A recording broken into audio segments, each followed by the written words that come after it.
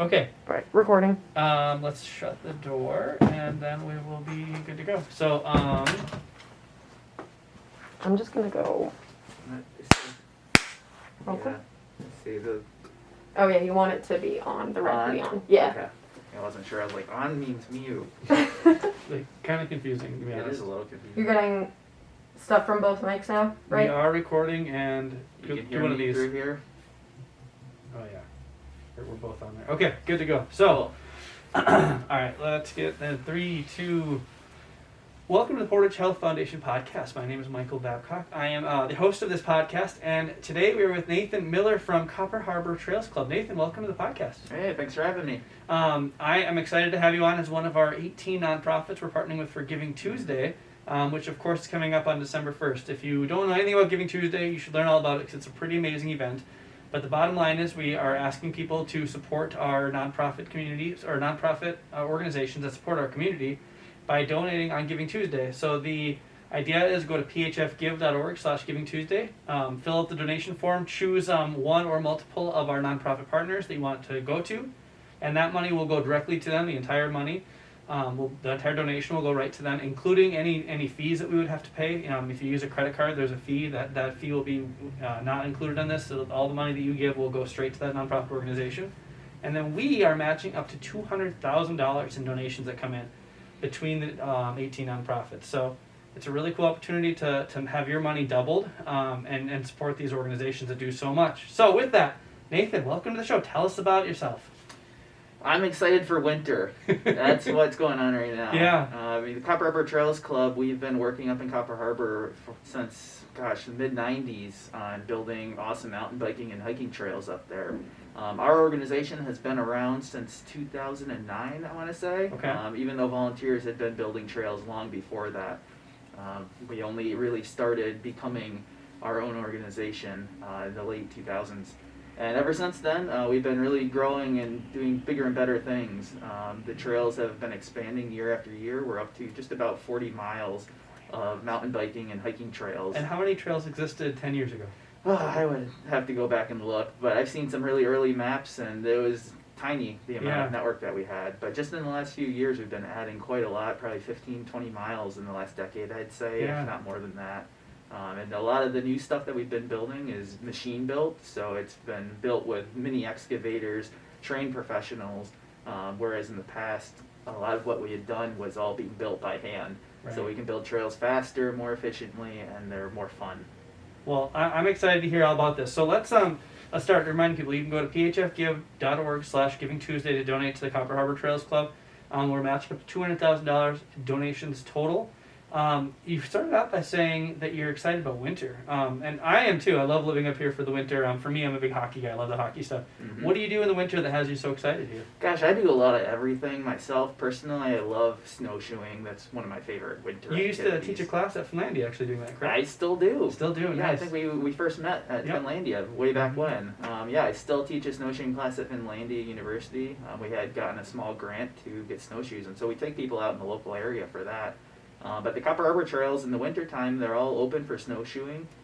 We don't groom the snowshoe trails because they're up and down crazy hills in most places. Yeah. But the last year, the Keemon Mountain Lodge started to groom or at least maintain some snowshoe trails. And this winter, they're actually going to be grooming cross-country ski trails up and around the Mountain Lodge. And then down in town, there's a smaller network of trails that people have been grooming, the locals.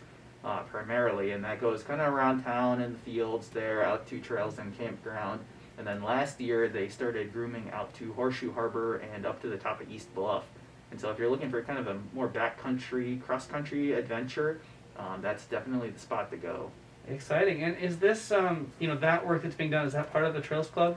We're in the early phases of potentially working that into our organization because Copper Harbor, it's not really too frequented in the wintertime by non-motorized enthusiasts because there just hasn't been any groomed ski trails like we would find at Swedetown or Turning Rapids in Mastahito or Michigan Tech.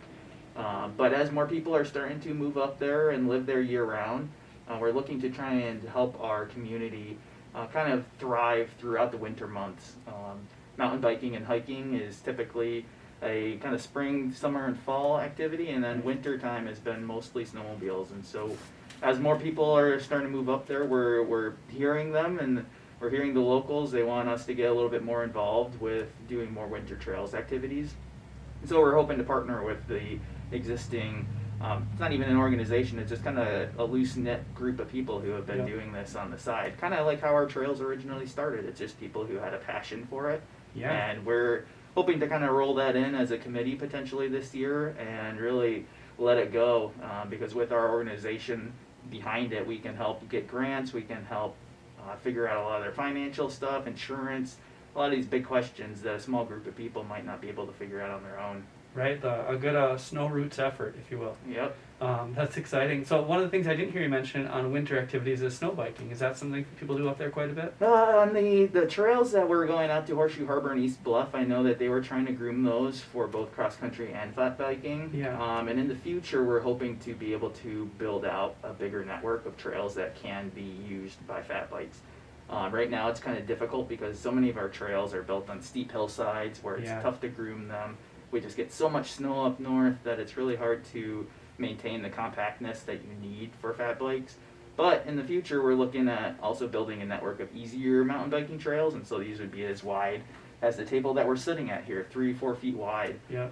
For people that have a nice flatter crushed gravel surface, wider bridges, and those trails would also be available for fat bikes in the winter because we'd be able to groom them a little bit easier. So it's always kind of been a chicken or the egg thing. What comes first? The easy trails, the fat bike trails, easy riders, the fat bikers, and now we're kind of like, well, we can kind of knock out both of those in the same trail once we get that funding rolling. Yeah. So it's going to be a little bit of a long-term process on that, but we have a network already in mind to basically connect across our whole system, both easy trails in the summer and then fat biking trails in the winter.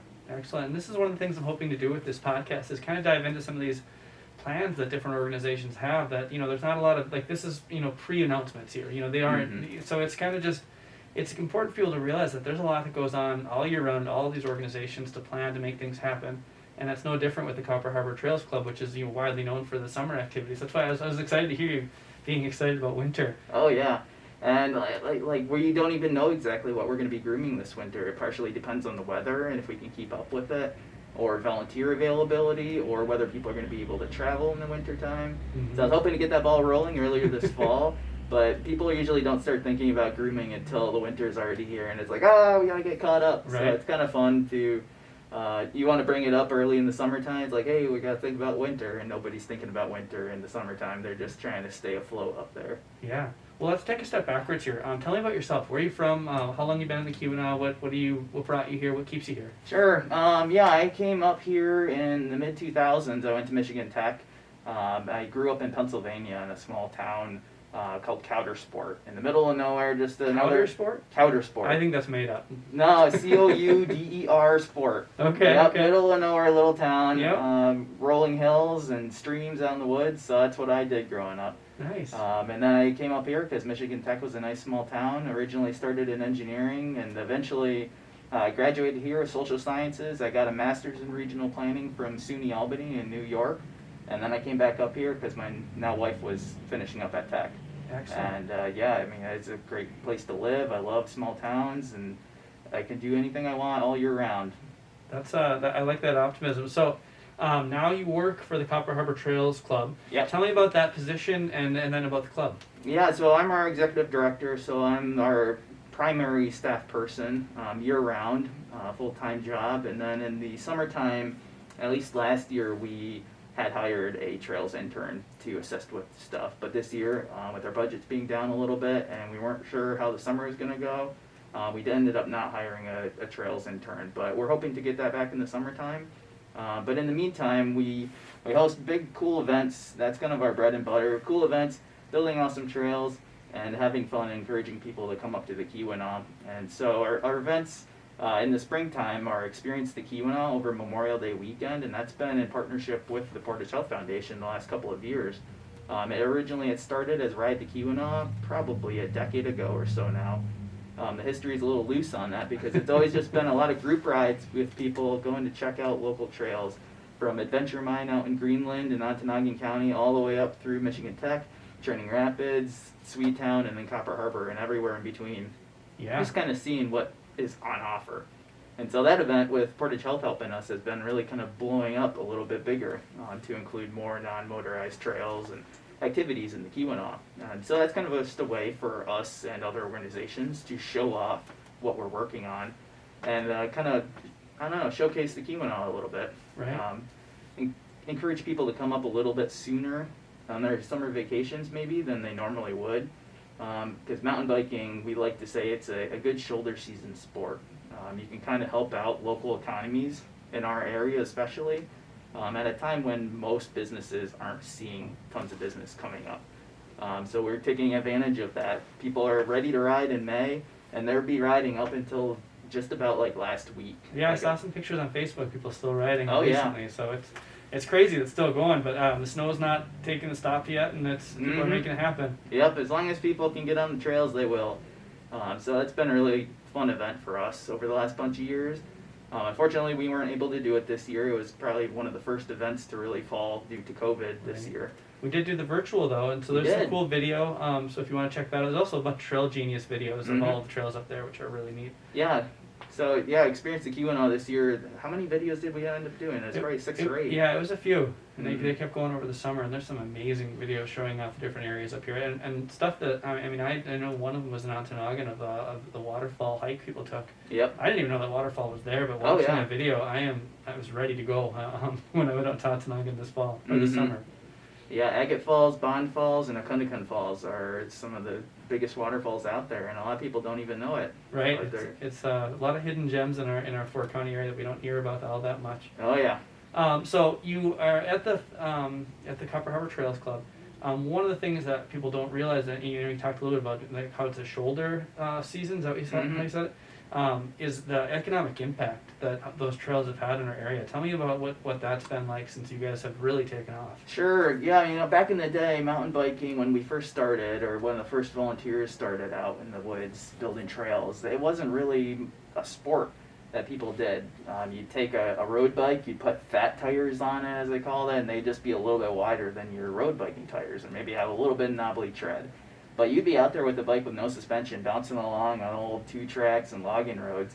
And some of the first pioneers up here, Sam Raymond and Steve Brim and Steve Rowe, and they're all out riding these old cruddy-looking bikes by our standards today, but they're having fun. So they started building all these trails, and everybody's kind of looking on weird, like the hikers are like, I don't get the mountain bikers off my trails. But as the sport started developing a little bit more, and companies like Trek and Specialized and others out there started building better and better bikes with better suspension, bigger wheels, bigger tires, frames that were better suited for mountain biking, it started to take off a little bit more. And so Copper Harbor was kind of the first, well, not the first, but it was near the front of the wave here in the Midwest on this. And it's kind of cool to be able to say, like, we had some of the earliest, coolest trails in the Midwest, and it's true. And so the International Mountain Biking Association, we were kind of adopted into their chapter program early on. They had a position assisting with getting support for mountain biking trails, not just up here, but in Marquette and Duluth, and across the upper Midwest, kind of getting this sport off the ground and really helping these small town clubs figure out what they could be doing with their trails, building out a system, and encouraging them to kind of work with their community rather than fighting them. In a lot of the early cases with mountain biking, it was kind of a bandit culture in a way, where people would just be out building a trail on somebody else's property, hoping nobody noticed. Yeah. You'd be out riding in the woods and building your trails with your pickaxe and shovels, and then you'd be crushing that trail. And obviously, that's not a long-term solution because you get caught and you get kicked out. Yep. So as mountain biking became more and more popular, it became harder and harder to hide these kinds of trails. So then you're looking for community adoption and working with your local politicians, working with other residents and businesses and landowners to kind of make these trails a little bit more official.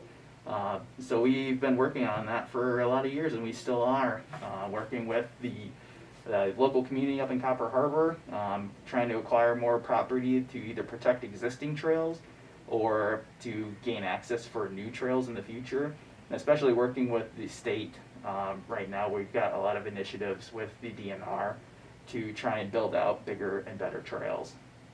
That's exciting stuff. And what if you haven't been to Copper Harbor the last few years, in the summer, and you used to go a lot, the difference in Copper Harbor is very obvious between what it is now and what it used to be. There are bikes everywhere. Oh, yeah. And there are license plates from everywhere with cars that obviously came with their bikes with them. So it's pretty cool to see. What do people say when they come up here and see those trails like that and see that community around it? We're going to come back because they didn't plan a long enough period of time when they first planned their vacation. Yeah. We really like to show how many people are coming up to Copper Harbor, and it's really obvious with mountain bikes because everybody comes up in their truck or their van or whatever. They've got a whole stack of truck or bikes on the back or on top of their camper or on the roof, and it's hard to hide how many people are coming up north, like you're saying. And that's great for us because a lot of the businesses that are in Copper Harbor and into Keemon in general, they give back to our trails. They see the impact that we're making on the local economy up there. We're bringing up tens of thousands of people a month now, even through the pandemic. Copper Harbor had their best year ever, which is amazing to see that so many people want to get out and experience the North Woods and kind of the wilderness-like terrain that we have up there and enjoy it on our trails.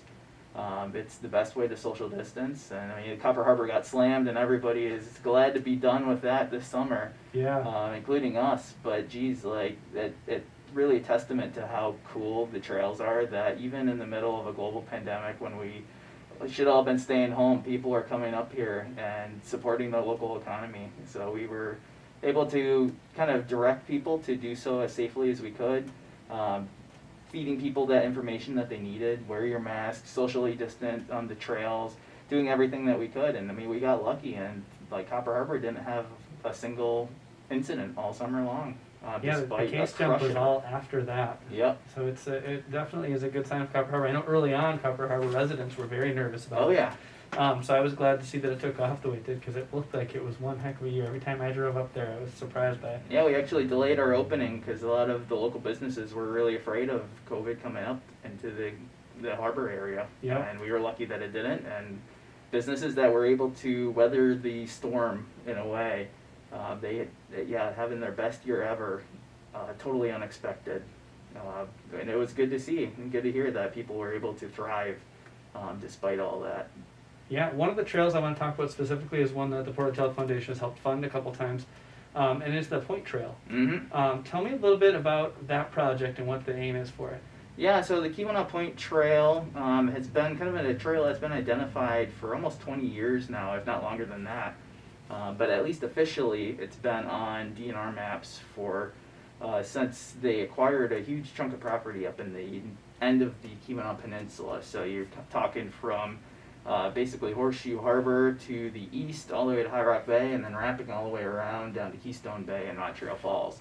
All that property was acquired in the early 2000s, and they put together a steering committee of different motorized, non-motorized, and sportsman groups and conservationists to kind of figure out what we want to do with all this new state property that they were able to acquire out there with the help of the Nature Conservancy.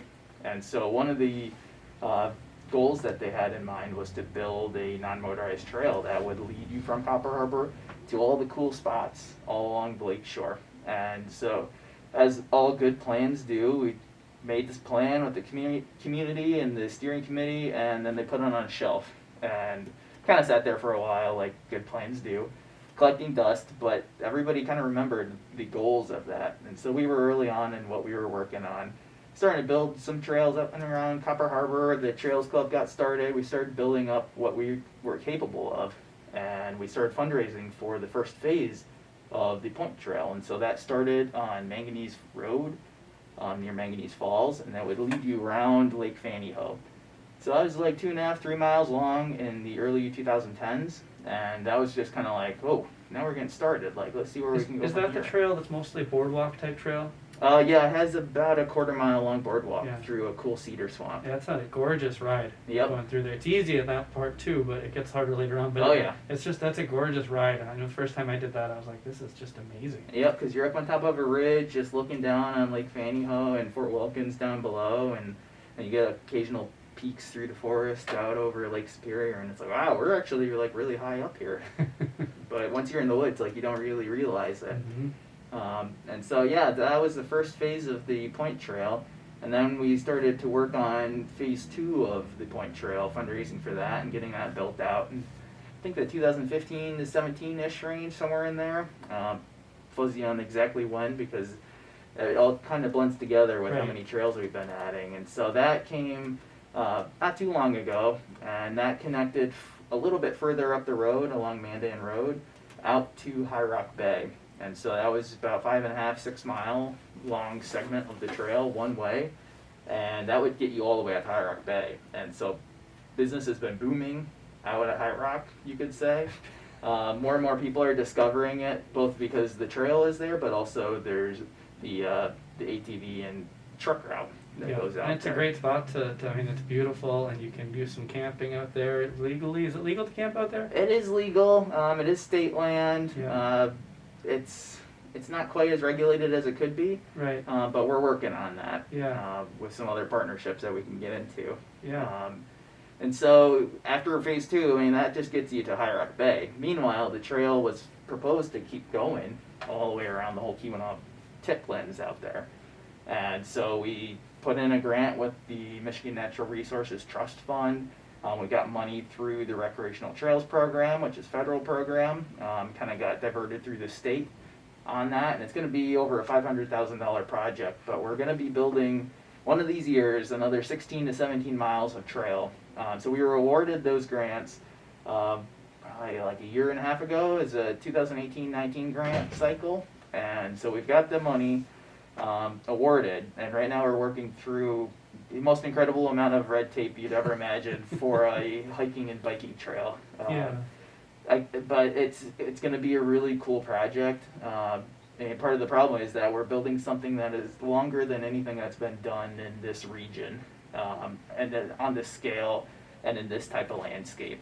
Longer trails have been built downstate, big loops, like the DTE Energy Trail has several 15, 20-mile loops. But up here, we're talking the middle of nowhere for this trail, uncharted territory that nobody has hardly walked through. And originally when we put this grant in, they kind of drew a cool line around the map, and it's like, that's where the trail is going to go. Looks good. And then we're looking at it now, and it's like, that's a wetland out there. There's a 30-foot creek that we got across. You're 5-10 miles away from the nearest road. How do you get a machine in there? So it's a substantial project. Right. But once it's going to be done, and it will get done one of these years, we're excited for the day that it's over. Yeah. Because it's going to be an epic ride for sure. But it's going to take you from High Rock Bay, probably along the shoreline of Shalatter Lake, up on top of a ridge that's out there, drop you down to Lake Superior, a little bit west of Keemon Point, and then you'll be able to ride the shoreline over to Keystone Bay, then eventually get yourself over to Montreal Falls, and then go upstream along the river with some really cool glades, some really neat rocky terrain, a lot of stuff that most people never have been able to see otherwise, because we're talking a place where there's no roads, there's no way to hike through the forest without a trail, so it's going to be a really wild place to be. And once that's all complete, it'll be a 30 to 35 mile loop straight from town. You'll be able to go out, do a humongous loop around all these different places, and then come back to where you started. And that's going to be a really cool adventure, both for backpackers, but also bike packing, which is kind of a new sport that has been growing a little bit more as mountain biking in general has been growing. I could see it. So the loop will finish then. It'll go all the way back from where Montreal is back to Copper Harbor. Yeah, so the way it's envisioned now, it's going to end at Mandan Road again, just north of or like where the Montreal River kind of gets really close up there. Oh, okay. And part of what's been also going on up in Copper Harbor is Rock Solid Trail Contracting, who builds a lot of our trails. Yeah, we worked with them this summer on a grant over in Hancock, actually. Exactly, yeah, Turning Rapids. Mm-hmm. So they're the hometown team as far as trail builders go, and they're actually the biggest trail building company in the whole world right now. Wow. And they got started up with Copper Harbor Trails Club. Yeah. Aaron Rodgers was a volunteer of ours and a board president long ago. And we eventually started hiring him to build trails for us, and then he spun himself off, started his own company. We hired up his company to do this work, and it kind of went from there. Copper Harbor had a name for itself, and so he was able to put himself on the map a lot with this. And now he's building trails down in Arkansas, Minnesota, all over the state, Wisconsin, everywhere. Yeah. Like Rock Solid is huge, and so kind of as a way to give back to the community where he got started, they bought 500 and some acres on East Bluff, just outside of Copper Harbor. And they've been starting to build more and more trails out there on their property, which connects up to all of our trail system. So they've been able to close the gap between Phase 1 and Phase 2 of the Keemon Point Trail, so now you can ride nearly entirely on single track trail from Copper Harbor all the way out to High Rock Bay, where there used to be a road gap in there. But eventually, assuming everything goes according to plan one of these years, and we're able to build Phase 3 all the way out, we're hoping to be able to acquire some more property near East Bluff for public access, and then be able to essentially connect from East Bluff down to the end of Phase 3 on the Montreal River Corridor. Okay. So, big project. plans, big Yeah. project. We're talking the middle of nowhere here, but it's going to be really exciting. Well, this whole thing is really exciting to me, and I've been drinking that Keemon Point Trail Ale to support Yep. the project for a long time now. So, and on that note, with fundraising, that's what we're here for. The Copper Harbor Trails Club is one of the organizations we partnered with for Giving Tuesday. And if all of this sounds exciting to you, and if you are passionate about Michigan's Keemon Peninsula, I don't know how this can't sound exciting. This is really good stuff. I would highly suggest making a donation to the Copper Harbor Trails Club. To do that, go to phfgive.org/givingtuesday, and the donation will go to them, and we will be matching up to $200,000 that come in. So I want to thank you again, Nathan, for coming in. Is there anything else you want to mention before we finish up? How many years have you guys been doing this Giving Tuesday? Yeah, this is our 4th year. So last year we had 248,000 in donations coming from our community, matched 150,000. So that's why we're up to 200 this year. So it'll be interesting to see how many we get in this year. So again, if you want to support the Trails Club, make sure you get out and support that. We're already taking donations now. Yep. And we'll be taking them right through Giving Tuesday itself. Perfect. Yeah, we've got a lot of exciting stuff beyond the Point Trail, things that are closer to Copper Harbor. We're thinking about maybe updating Daisy Duke's Flying Squirrel Overflow and a couple other sweet trails. It's so fun too. I didn't get up there know. this year, but I love it. Also, where can they find you? Me? Online. Oh, online. Yeah, we've got our website, copperharbortrails.org, or you can find us on Facebook with just Copper Harbor Trails. Perfect. Well, thank you so much for being here, and thank you guys for tuning in. Make sure you subscribe to the podcast or find us on YouTube or Facebook. Awesome. We'll look forward to it. All right. Thanks, guys. Cut.